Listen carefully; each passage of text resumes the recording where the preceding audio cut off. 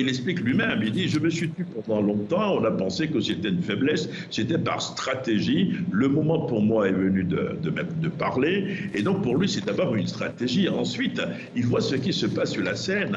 Il y a 100 partis politiques. Le ministère de l'administration territoriale vient d'accorder en moins d'un an l'autorisation d'exister à 100 partis politiques, 100 partis politiques pro-junte, donc probablement que la junte s'apprête à dérouler son calendrier électoral. Et lui, Choguel Maïga, il n'est quand même pas hors de course, il n'est pas exclu qu'il soit candidat à la présidentielle. Donc il veut se positionner en disant je veux compter, et d'autre part, certains annoncent sa démission, certains souhaitaient la démission, c'est également une manière pour lui de dire je ne vais pas démissionner, je vais rester à mon poste et il faut pouvoir compter avec moi pour les prochaines présidentielles. Serge, justement, quelles peuvent être les conséquences pour Choguel Maïga de cette sortie à la fois politique et médiatique?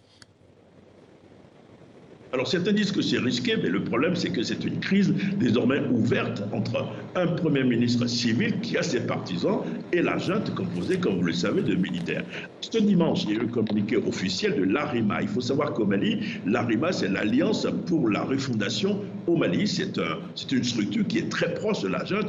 Le communiqué condamne la déclaration du Premier ministre et demande au général Assimi Goïta, donc le chef de la junte, de le démettre de ses fonctions.